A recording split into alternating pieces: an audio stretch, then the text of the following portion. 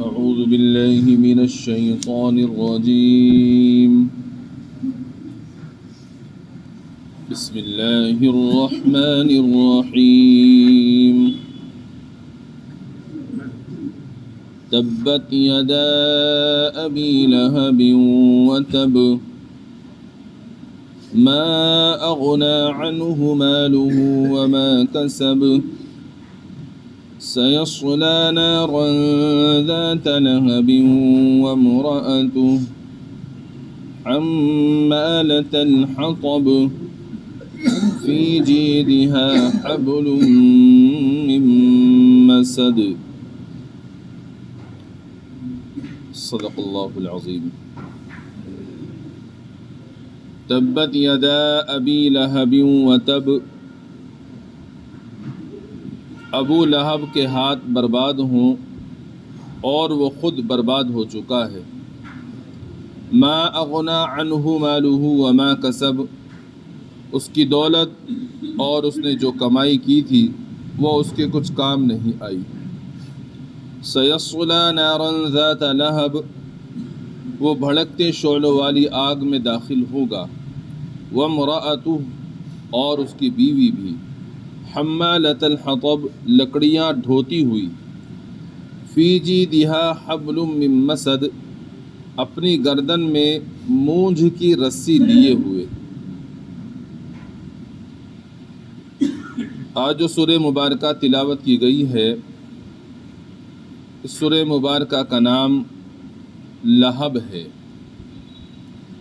یہ مکی صورت ہے اور نزول کے اعتبار سے اس صورت کا نمبر 6 ہے. 5 صورتیں اس سے پہلے نازل ہو چکی تھی.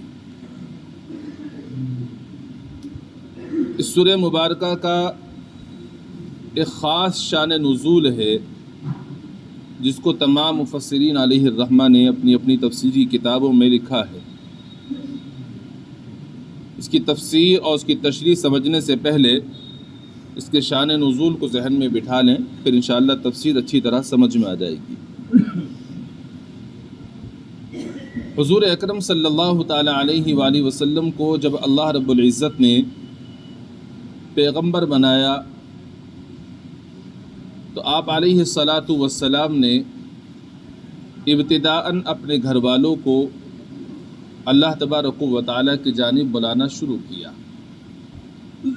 ابھی عام لوگوں میں آپ نے اسلام کی دعوت دینی شروع نہیں فرمائی. پھر اللہ تبارک و تعالی نے آپ پر ایک آیت مبارکہ نازل فرمائی وَأَنذِرْ عَشِيرَتَكَ الْأَقْرَبِينَ کہ آپ اپنے رشتہ داروں کو ڈرائیے، خبردار کیجیے. تو پھر آپ علیہ الصلاۃ والسلام نے ارادہ فرمایا اپنے رشتہ داروں کو، اپنے قبیلے والوں کو اسلام کی دعوت دینے کا. تو آپ علیہ الصلاۃ والسلام نے اس کا طریقہ اختیار فرمایا کہ آپ ایک روز مکہ مکرمہ کے اندر مسجد حرام میں ہی ایک پہاڑی ہے جس کو صفا پہاڑی کہا جاتا ہے.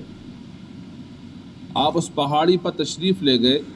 اچھا، یہ وہ پہاڑی ہے جہاں سے جو لوگ حج کرنے عمرہ کرنے جاتے ہیں تو اس صفا پہاڑی سے ہی سعی کی شروعات کرتے ہیں. تو آپ علیہ الصلاۃ والسلام اس پہاڑی پر تشریف لے گئے اور آپ نے وہاں کھڑے ہو کر آواز لگائی. اور آواز آپ علیہ الصلاۃ والسلام نے یہ لگائی وا صباحا یا قریش، وا صباحا یا قریش. یہ آپ نے آواز لگائی.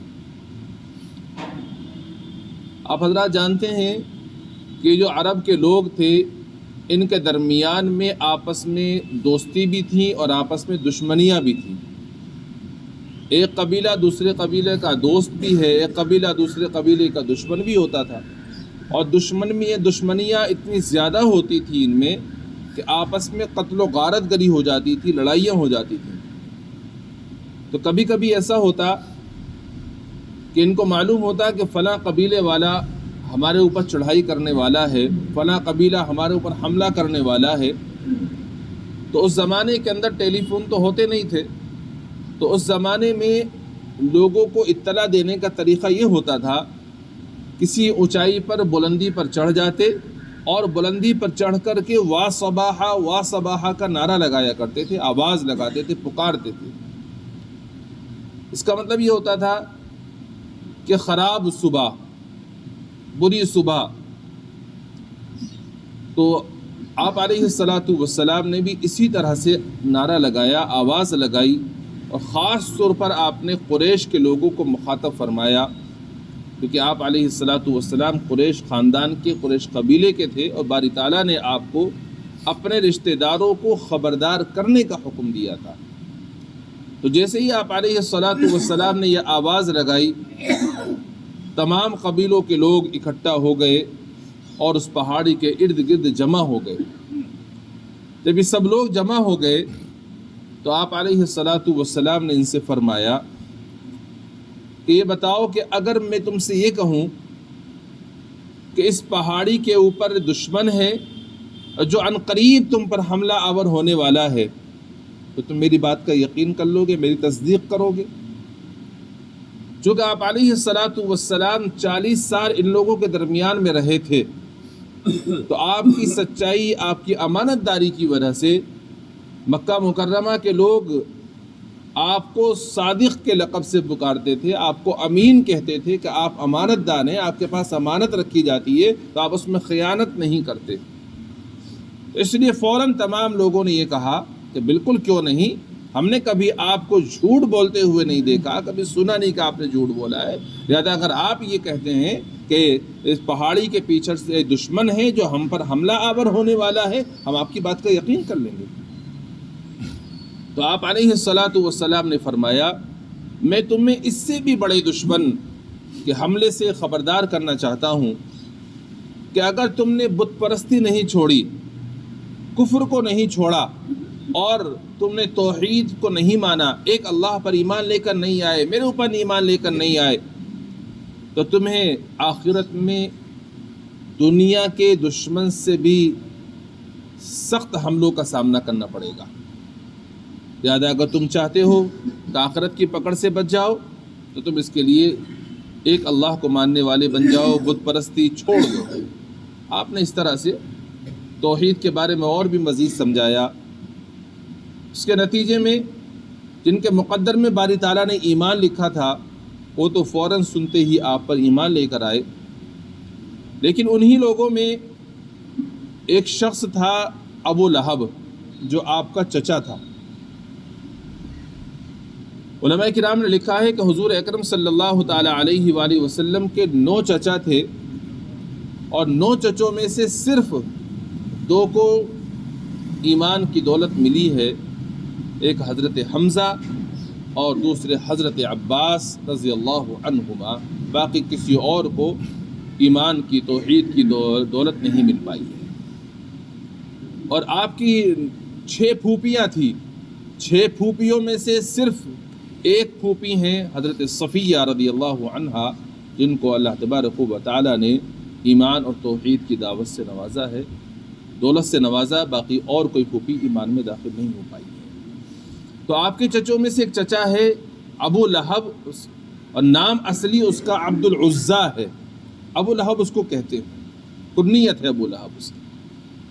ابو لہب کنیت کی وجہ علماء نے لکھی ہے، لہب کے معنی آتے ہیں آگ کا شعلہ، سرخ آگ کا شعلہ۔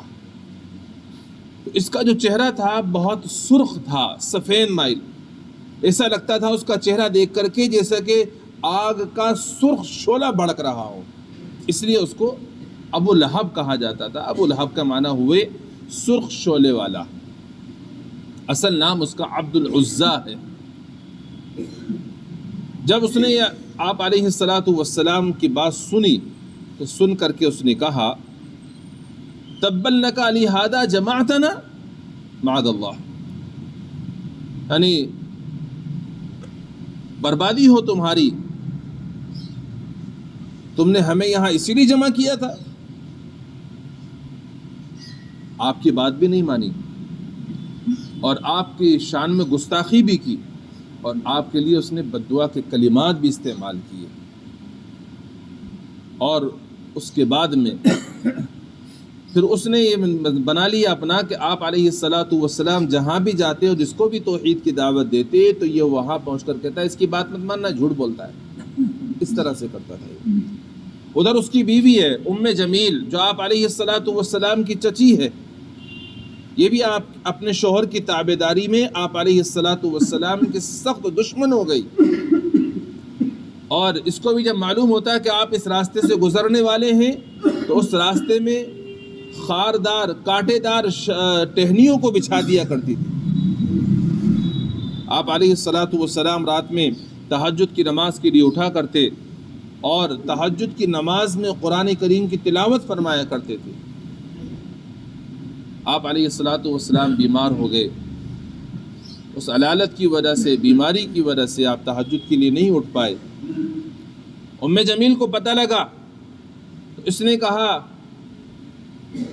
نعوذ باللہ ثم نعوذ باللہ کہ ان کے پاس جو شیطان آتا تھا اس نے آنا بند کر دیا، اب اس وجہ سے یہ جو ہے تہجد نہیں پڑھ رہے، نماز نہیں پڑھ رہے۔ اس موقع پر اللہ تعالیٰ نے سورۃ الضحیٰ نازل فرمائی جس کی تفسیر پوری گزر چکی ہے۔ یہ وہی ام جمیل ہے، آپ کی چچی ہے، سخت دشمن ہو گئی ہے بھی آپ۔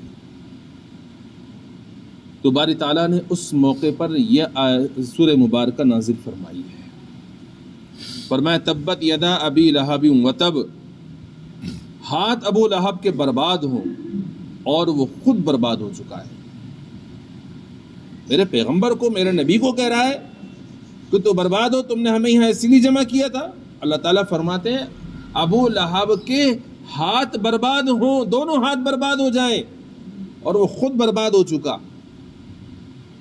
اللہ تعالیٰ نے فرمایا وہ خود برباد ہو چکا۔ کیسے برباد ہو چکا؟ اس کے بارے میں علماء نے لکھا ہے کہ اللہ تعالیٰ نے جو فرمایا وہ برباد ہو چکا، پہلے بد دعا دی کہ ابو لہب کے ہاتھ برباد ہو جائیں، پھر فرمایا وہ تو برباد ہو چکا۔ کیسے برباد ہو چکا؟ اس طرح برباد ہو چکا کہ اس کی موت کس طرح سے آئے گی وہ مقرر ہو چکی، لکھا جا چکا ہے، تو وہ گویا کہ ہلاک ہی ہو گیا، ابھی برباد ہو گیا ابھی۔ چنانچہ غزوہ بدر ہوا، غزوہ بدر میں کفار نے، مشرکین نے آپ علیہ الصلاۃ والسلام پر حملہ کیا۔ مکہ مکرمہ کے بڑے بڑے سردار اس میں شریک ہوئے غزوہ بدر میں، ابو جہل بھی گیا، امیہ بن خلف بھی گیا، ابی بن خلف بھی گیا، اور سب مارے گئے، لیکن ابو لہب اس میں نہیں گیا۔ ابو لہب نے اپنی جگہ کسی اور کو بھیج دیا۔ اس کو اندیشہ تھا کہ اگر میں گیا تو ان محمد صلی اللہ علیہ وسلم کے ساتھ میں اللہ تعالیٰ کی مدد ہے، میں مارا جاؤں گا، بچوں گا نہیں میں، اس لیے یہ نہیں گیا۔ غزوہ بدر کے تقریباً 4 مہینے کے بعد میں اس کو بیماری لاحق ہوئی، اور بیماری کیسی؟ طاعون کی گلٹی اس کے نکلی۔ اور آپ جانتے ہیں کہ پہلے جو طاعون پھیلا کرتا تھا یہ ایسی خطرناک بیماری ہوتی تھی کہ یہ شہر کے شہر، بستیوں کی بستیوں کو اجاڑ دیتا تھا، ختم ہو جاتے تھے لوگ۔ عرب کے لوگ ویسے ہی توہم پرست بہت زیادہ تھے، جب اس کے گلٹی نکلی تو لوگوں نے اس کو، گھر والوں نے اس کو اپنے گھر سے باہر نکال دیا، الگ ڈال دیا، اس خطرے سے کہ اس کو جو یہ بیماری ہے کہیں ہمیں نہ لاحق ہو جائے۔ اور کوئی اس کی خبر گیری کرنے کے لیے نہیں جاتا تھا، ڈرتا تھا ہر آدمی کہ اگر ہم اس کے پاس گئے تو اس کے پاس جانے کے بعد میں کہیں ایسا نہ ہو کہ جو گلٹی اس کے نکلی ہوئی ہے میرے بھی نکل جائے، طاعون مجھے نہ پھیل جائے۔ اس لیے کوئی اس کے پاس خبر گیری کرنے کے لیے نہیں جاتا تھا، یہ ایسے ہی پڑا رہتا تھا، اور اسی حالت میں اس کی موت واقع ہو گئی۔ اور جب اس کی موت آ گئی تو اس کے مرنے کے بعد فوراً ہی ایک گڈھا کھود کر اس کے اندر اس کو دفنا دیا، جلدی فوراً۔ تو تمام لوگوں نے اپنی نگاہوں سے دیکھ لیا اس کی بربادی کو، جو باری تعالیٰ نے فرمایا وَتَب، اور وہ خود برباد ہو چکا ہے۔ تو باری تعالیٰ نے لوگوں کو ان کی آنکھوں سے دکھا دیا کہ دیکھو یہ ہے وہ شخص جس نے میرے نبی کی شان میں گستاخی کی، اور جس نے میرے نبی کے بارے میں یہ کہا تھا کہ تم برباد ہو جاؤ، تم نے یہاں ہمیں اسی لیے جمع کیا تھا کہ دیکھو یہ برباد ہو گیا، تم نے دیکھ لیا اس کی اپنی بربادی کو اپنی آنکھوں کے سامنے۔ تو فرمایا تبت یدا ابی لہب وتب، ہاتھ ابو لہب کے برباد ہوں اور وہ خود برباد ہو چکا ہے۔ ما اغنى عنہ مالہ وما کسب، اس کی دولت اور اس نے جو کمائی کی تھی وہ اس کے کچھ کام نہیں آئی، اس کی دولت اور اس نے جو اس کمائی کی تھی اس کے کچھ کام نہیں آئی۔ کیا مطلب ہے اس کا؟ اس کا مطلب علماء نے یہ بیان کیا کہ ابو لہب جب لوگوں سے کہتا تھا، آپ کی برائیاں بیان کرتا تھا، جگہ جگہ آپ کی برائیاں کرتا پھرتا تھا، تو کسی نے اس کو سمجھایا، کبھی تو ان کو برا بھلا کیوں کہتا ہے؟ تو ذرا سوچ تو صحیح، اگر یہ سچے ہوئے تو تیرا انجام کیا ہوگا؟ مرنا تو تجھے بھی ہے، اللہ تعالیٰ کے سامنے تجھے بھی حاضر ہونا ہے۔ بھئی آپ جانتے ہیں مشرکین مکہ بھی اللہ تعالیٰ کو مانتے تھے، اللہ کی ذات و صفات میں شریکی تو کرتے تھے، مانتے تھے کہ اللہ ہے۔ تو ابو لہب سے یہ کہا کہ بھئی تجھے بھی اللہ تعالیٰ کے سامنے پیش ہونا ہے، اگر یہ سچے ہوئے تو اللہ تعالیٰ کے سامنے کیا جواب دے گا؟ تو اس نے کہا پہلی بات تو یہ ہے میں اس کو مانتا نہیں ہوں، مرنے کے بعد دوبارہ زندہ ہونے کو میں مانتا نہیں، اور اگر بالفرض مان لو کہ مجھے زندہ کیا گیا اور اللہ کے سامنے پیش کیا گیا تو میرے پاس میں اتنی دولت ہے، اتنا مال ہے کہ اس نے اپنے مال و دولت کو میں دے کر کے اپنی جان چھڑا لوں گا۔ لیکن جب مرا ہے کچھ گیا ساتھ میں مال و دولت، کفن بھی نصیب نہیں ہوا، کوئی مال و دولت ساتھ میں نہیں گیا، تو اسی کو باری تعالیٰ نے فرمایا ما اغنا عنہ مالہ وما کسب، اس کی دولت اور اس نے جو کمائی کی تھی وہ اس کے کچھ کام نہیں آئی۔ اس ساتھ میں کوئی لے کے تھوڑی جاتا ہے کچھ، اس کا انتقال ہو گیا، بس ایک کفن نصیب ہوتا ہے۔ بازو کو اللہ معاف فرمائے کفن بھی نصیب نہیں ہو پاتا، ایسی جگہ موت آ جاتی ہے کفن بھی نصیب نہیں ہو پاتا۔ تو جتنی دولت کمائی تھی، جتنا مال جمع کیا تھا، وہ سب کا سب یہیں رہ جاتا ہے، کچھ ساتھ نہیں جاتا۔ اسی طرح ابو لہب کے ساتھ میں بھی کچھ مال و دولت نہیں گئی، جو اس نے کہا تھا گھمنڈ کے ساتھ میں کہ میرے پاس اتنا مال و دولت ہے، اس مال و دولت کو دے کر کے میں اپنی جان چھڑا لوں گا۔ جب مال و دولت وہ لے کے ہی نہیں جا پایا اپنے ساتھ میں تو کس طرح سے جان چھڑائے گا؟ مال دولت تو سارا ہی رہ گیا، کوئی اس کے کام نہیں آیا۔ سَيَصْلَىٰ نَارًا ذَاتَ لَهَبٍ، وہ بھڑکتے شعلوں والی آگ میں داخل ہوگا۔ یہ تو دنیا کا انجام بتایا اللہ تعالیٰ نے پچھلی جو آیت میں، 2 آیت میں، اب آخر میں اب فرما رہے ہیں سَيَصْلَىٰ نَارًا ذَاتَ لَهَبٍ، وہ بھڑکتے شعلوں والی آگ میں داخل ہوگا۔ دنیا میں تو اس کا بد انجام یہ ہوا، اور آخرت میں یہ ہوگا کہ اس کو باری تعالیٰ بھڑکتی ہوئی شعلوں والی آگ کے اندر اس کو داخل فرمائیں گے۔ اور یہی نہیں، وَامْرَأَتُهُ، اور اس کی بیوی بھی حَمَّالَةَ الْحَطَبِ، لکڑیاں دھوتی ہوئی، اس کو بھی اس کے ساتھ داخل کیا جائے گا، اس کی بیوی کو بھی اس کے ساتھ داخل کیا جائے گا۔